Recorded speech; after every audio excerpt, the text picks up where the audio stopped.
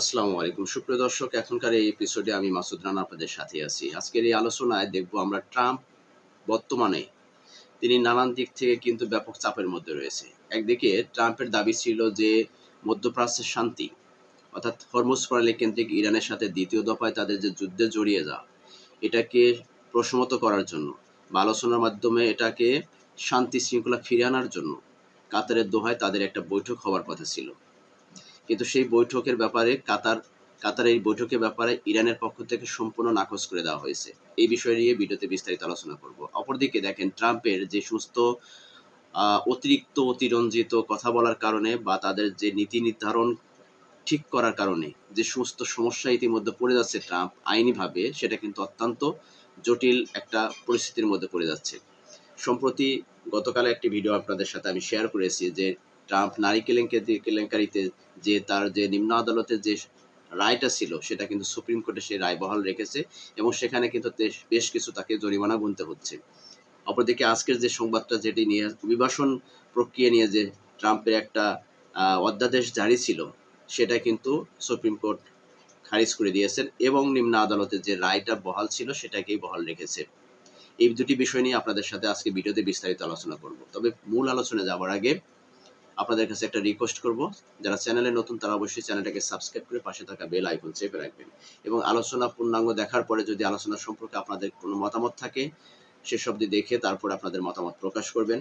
আর যদি আপনাদের কাছে ভালো লাগে তাহলে অবশ্যই লাইক এবং শেয়ার দিয়ে আমাকে অভিহিত করবেন।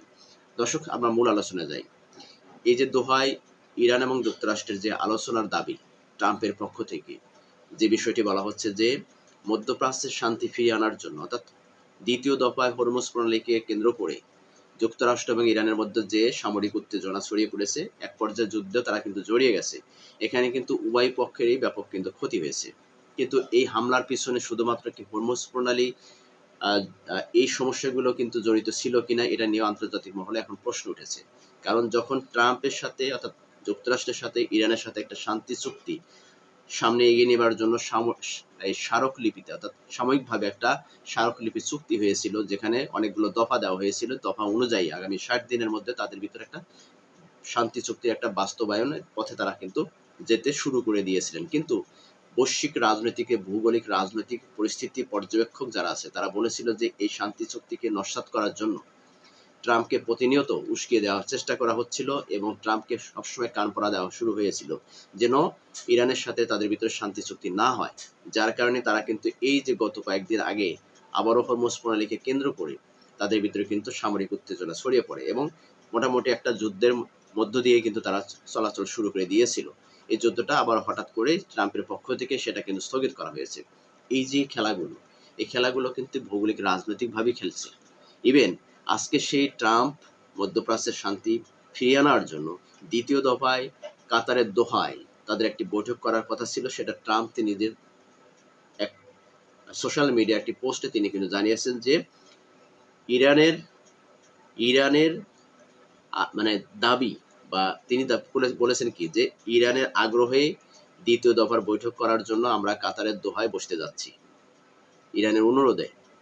কিন্তু এই বিষয়টিকে ইরানের পক্ষ থেকে সম্পূর্ণ নাকচ করে দেওয়া হয়েছে যে কাতারের দোহায় আলোচনার জন্য আমাদের প্রতিনিধি দল যাবে মধ্যস্থতাকারীদের সাথে আলোচনার জন্য, অর্থাৎ কাতারের প্রতিনিধিদের সাথে যাবে।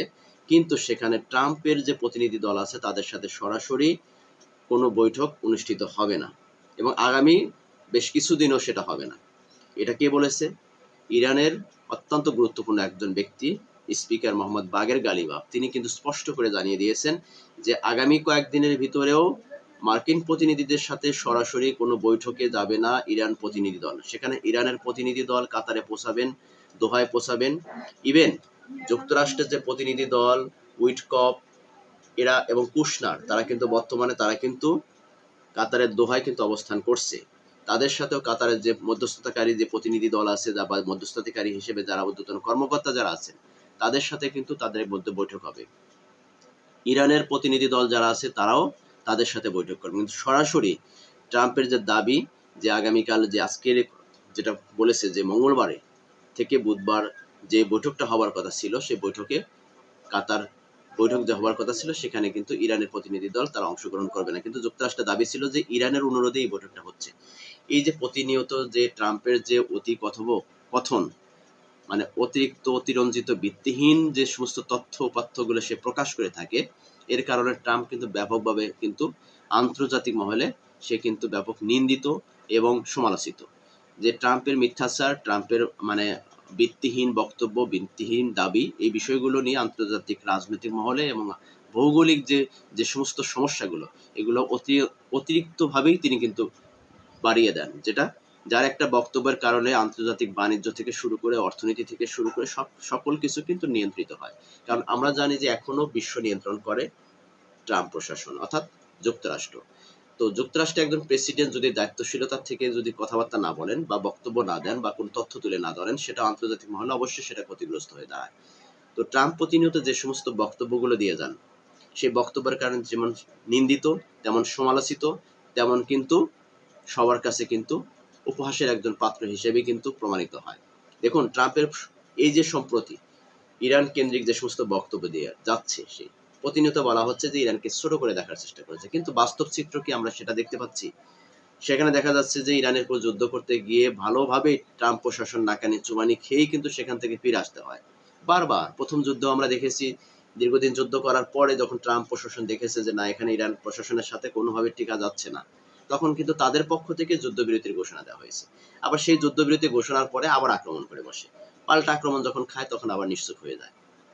এবার যখন শান্তি আলোচনার জন্য তারা একটা স্মারকলিপি একটা স্বাক্ষরিত হয়, যেখানে 14টা অধ্যাদেশ দেওয়া হয়, 14টা ধারা দেওয়া হয়, সেই 14টা ধারার মধ্যে আগামী 60 দিনের ভিতরে তাদের সমঝোতার মধ্য দিয়ে, আলোচনার মধ্য দিয়ে তারা একটা স্থায়ী শান্তি চুক্তির পথে হাঁটা শুরু করে দিয়েছিল। এর মধ্যে কার বা কাহাদের প্ররোচনায় পড়ে বা উস্কানিতে আবারও ইরানের উপর আক্রমণ করে, সেই আক্রমণে পাল্টা আক্রমণ খেয়ে তারা এতটাই মানে পরাস্ত হয়, এতটাই ভীত হয়, যেটা আবারও দ্বিতীয় দফায় আলোচনা বৈঠকের জন্য কিন্তু তাদের পক্ষ থেকে কিন্তু বলা হয়, কিন্তু বলা হচ্ছে যে ইরানের পক্ষ থেকে আবেদন করা হচ্ছে আলোচনায় বসার জন্য, কিন্তু সম্পূর্ণ ভিত্তিহীন। ইরানের পক্ষ থেকে বলা হচ্ছে যে এই বিষয়টি সম্পূর্ণ ভিত্তিহীন। তো আরেকটি বিষয় যেটা নিয়ে কথা বলছেন, ট্রাম্প যে মানে কথন করে বা ট্রাম্প যে অতিরিক্ত ভিত্তিহীন ভাবে কথাবার্তা বলে, এই ধরনের কথাবার্তা এবং নিজেকে মানে বিশ্বর ভিতরে অন্যরকম একজন নেতা বা তার রাষ্ট্রের ভিতরে অন্যরকম একজন ব্যক্তি হিসেবে প্রমাণ করার যে অপচেষ্টা, সেই চেষ্টাগুলো বারবার তাকে কিন্তু ব্যর্থ হিসেবেই কিন্তু প্রমাণিত করছে। দেখেন আজকে যে বিষয়টি নিয়ে তিনি ক্ষমতায় দ্বিতীয়বারে যখন ক্ষমতায় আসে, সেই ক্ষমতায় আসার পরে তিনি একটি অধ্যাদেশ জারি করে দিয়েছিলেন। তিনি একটি আহ, যে এই যে যুক্তরাষ্ট্রে একটি সাংবিধানিক নিয়ম আছে যে সেখানে জন্মসূত্রে সবাই কিন্তু নাগরিক হতে পারে, কিন্তু এই বিষয়ে ট্রাম্প একটা নির্বাহী আদেশ জারি করেছিলেন। সেই আদেশটা কি ছিল? যে বাবা মার ভিতরে যদি কেউ যদি স্থায়ীভাবে যুক্তরাষ্ট্রের যদি নাগরিক না হয় বা বসতি না করে, তাহলে সেই ক্ষেত্রে জন্মসূত্রে সেই বাচ্চা নাগরিক হতে পারবে না। এটা তিনি একটা নির্বাহী আদেশ করেছিলেন, জারি করেছিলেন। এই আদেশের পরিপ্রেক্ষিতে তিনি একটি নিম্ন আদালতে একটা মামলা করেছিলেন। সেই মামলা নিম্ন আদালত কিন্তু সেখানে কিন্তু সেটা খারিজ করে দিয়েছিল বা সেটা স্থগিত করে দিয়েছিল। সেই মামলাটাকেই আবার উচ্চ আদালতে নিয়ে যায়, অর্থাৎ সুপ্রিম কোর্টে নিয়ে যায়। সুপ্রিম কোর্টে এখানে মঙ্গলবারে 6-3 ভোটের ব্যবধানে সেখানে সুপ্রিম কোর্ট কিন্তু সেই নিম্ন আদালতের স্থগিতাদেশই কিন্তু সেখানে কিন্তু বহাল রেখেছে। অর্থাৎ ট্রাম্পের যে এই যে নির্বাহী আদেশ যে ছিল, যে জন্মসূত্রে যে একটা ধরাবাঁধা একটা নিয়ম করে দিয়েছিলেন যে বাবা মার ভিতরে যে কোনো একজনকে যুক্তরাষ্ট্রের স্থায়ী বাসিন্দা হতে হবে, তাহলে যে জন্মগ্রহণ করবে সেই যুক্তরাষ্ট্রের নাগরিক হতে পারবে জন্মসূত্রে, তাছাড়া যুক্তরাষ্ট্রের নাগরিকত্ব পাওয়া তার জন্য বৈধতা হবে না। এই যে বিষয়টি নিয়ে কিন্তু তিনি দ্বিতীয় দফায় অভিবাসন যে মানে যে আইনটা, সে আইনের প্রতি কিন্তু ব্যাপকভাবে সে কিন্তু সাড়া জাগিয়েছিল। অর্থাৎ দ্বিতীয়বারের মতো ক্ষমতায় আসার জন্য তিনি অভিবাসী যে নীতি নির্ধারণ, এই সমস্ত বিষয়গুলো নিয়েই কিন্তু সে দেশের নাগরিকদের মধ্যে একটা নানান রকমের ব্যাপকভাবে সাড়া তুলে ফেলেছিলেন যে আগামী দিনে যখন তিনি ক্ষমতায় আসবেন, অভিবাসন এই আইন প্রক্রিয়াটা তিনি পরিবর্তন করবেন। সেটা দ্বারা মানে পরিবর্তন করার জন্য ক্ষমতায় আসার পরেই তিনি কিন্তু এই আইনটা বা এই অধ্যাদেশটা মানে জারি মানে করে, আদেশটা জারি করে। তো এটা জারি করার ফলে নিম্ন আদালতে যখন মামলা হয়, সেই মামলা করার ফলে আজকে সেটা কিন্তু পরিপূর্ণভাবে উচ্চ আদালতে অর্থাৎ সুপ্রিম কোর্ট থেকে সেটা কিন্তু খারিজ করে দিয়েছে। এবং তাদের যে সাংবিধানিক যে রুলস আছে, তাদের দাবি যে তাদের যে সংবিধান আছে, সংবিধানের সেই রুলস অনুযায়ী তারা যুক্তরাষ্ট্রে জন্মগ্রহণ করবে, সেই জন্মসূত্রে তারা সে দেশের নাগরিক হতে পারবে। এখানে কোনো ধরনের আর কিছুই বাধা থাকবে না। অর্থাৎ তারা বলছে যে মূলত গৃহযুদ্ধ, যে যুক্তরাষ্ট্রে যে গৃহযুদ্ধ ছিল, সেই গৃহযুদ্ধ শেষে দাসপ্রথা বিলুপ্তির পর মুক্ত হওয়া দাসদের নাগরিকত্ব নিশ্চিত করতে তাদের যে প্রণীত আইন ছিল, অর্থাৎ জন্মসূত্রে যে এই দেশে জন্মিবে সেই দেশের নাগরিক হইতে পারবে। সামরিক অবৈধভাবে যুক্তরাষ্ট্রে বসবাস করে সেখানে জন্ম নেওয়া সমস্ত ব্যক্তিরা বা সন্তানরা সংবিধান অনুযায়ী তাদের নিশ্চিতভাবে জন্মসূত্রে নাগরিক হিসাবেই কিন্তু আদালত আবারও সেটা প্রমাণ করে দেখালো যে এখানে কোনো ধরনের রাজনৈতিক উদ্দেশ্য চলবে না। তো এই বিষয়টি নিয়ে তাদের যে সংবিধানের যে চতুর্দশ সংশোধনী প্রণেতার এই আইন অনুযায়ী কিন্তু তারা সুপ্রিম কোর্টে কিন্তু সেটা কিন্তু বলবৎ রেখেছে। দর্শক, এটা হচ্ছিল ট্রাম্পের এক ধরনের একটা কি বলবো যে এটা পরাজয়। এটা ছিল কিন্তু ট্রাম্পের একটা পরাজয়। অপরদিকে ট্রাম্পের যে বিষয়টি আমি ছোট্ট করে টাচ করার চেষ্টা করেছিলাম প্রথম অর্ধে, যেটা গতকালে একটি রিপোর্টে আমরা পেয়েছি বা আমরা একটা ভিডিও তৈরি করে ফেলেছি, যে নারী কেলেঙ্কারিতে ট্রাম্প কিন্তু জড়িয়ে যাচ্ছেন। অর্থাৎ দীর্ঘদিন পূর্বে, তো 2019 সালে একটা নারী কেলেঙ্কারি একটা মামলা হয়েছিল। সেখানে বিশিষ্ট লেখক ইজেন ক্যারল এবং কলামিস্ট বলা চলে তাকে, তিনি তার মানে ট্রাম্পের বিরুদ্ধে নারী কেলেঙ্কারি একটা মামলা করেছিলেন। অর্থাৎ তাকে মানে যৌন হয়রানি করা হয়েছিল। এই সুবাদে তিনি একটি মামলা করেন। সেই মামলা দীর্ঘদিন চলার পথে পর নিম্ন আদালত যখন ট্রাম্পকে দোষী সাব্যস্ত করে ট্রাম্পের বিরুদ্ধে ব্যাপকভাবে একটা জরিমানা করা হয়েছিল, অর্থাৎ 50 লক্ষ মার্কিন ডলার একটা সমপরিমাণ একটা জরিমানা করা হয়েছিল। সেই জরিমানার বিরুদ্ধে ট্রাম্প দাবি করছিলেন যে এটা সম্পূর্ণ ভিত্তিহীন মামলা এবং ট্রাম্পকে সমালোচিত করার জন্য, ট্রাম্পকে হেনস্থা করার জন্য, অপদস্থ করার জন্য এই মিথ্যা একটা মামলা দায়ের করা হয়েছে।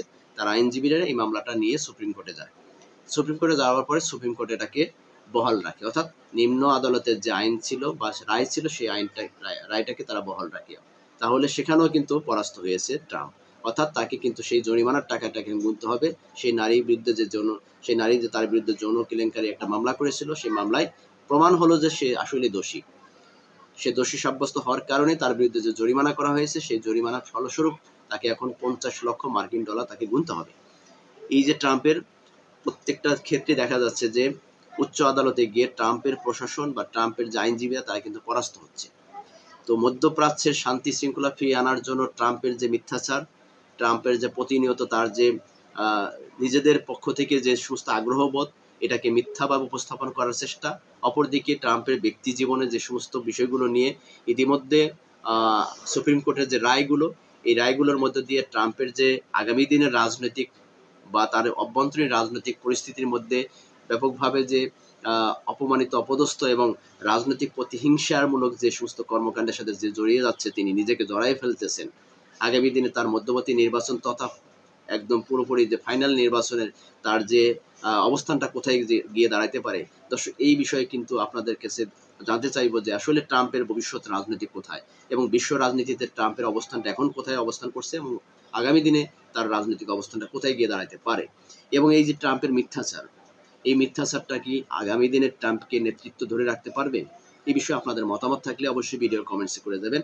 আর এতক্ষণ আলোচনার মধ্যে দিয়ে যদি আপনাদেরকে কোনো নিউজ বা কোনো ইনফরমেশন আপনাদেরকে দিতে পারি, যদি আপনাদের ভালো লাগে তাহলে অবশ্যই ভিডিওতে একটা লাইক দিবেন, শেয়ার করবেন এবং আবার অনুরোধ করব যারা চ্যানেলে নতুন তারা অবশ্যই চ্যানেলটাকে সাবস্ক্রাইব করে পাশে থাকা বেল আইকন চেপে রাখবেন। নতুন নতুন তথ্যগুলো আপনাদের সামনে যেন তুলে ধরতে পারি এবং নির্ভুল এবং ভিত্তিমূলক সত্য ঘটনাগুলো আপনাদের সামনে তুলে ধরতে পারি। সেই জন্যই আপনারা অবশ্যই আমাকে সাপোর্ট করবেন, আমাকে অবশ্যই আপনারা সহযোগিতা করবেন। ধন্যবাদ সকলকে এতক্ষণ থাকার জন্য। আল্লাহ হাফেজ, ভালো থাকবেন, সুস্থ থাকবেন, যে যেখানে থাকেন সেই জায়গা থেকে অবশ্যই নিজেদের প্রতি খেয়াল রাখবেন। আসসালামু আলাইকুম ওয়া রাহমাতুল্লাহি ওয়া বারাকাতুহু।